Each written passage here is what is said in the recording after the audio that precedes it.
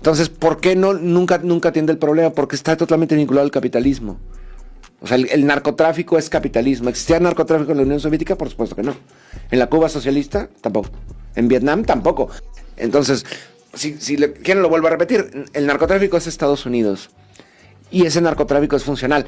Un ejemplo, ok, toda la droga entra de México, de Colombia, de cualquier otro lugar.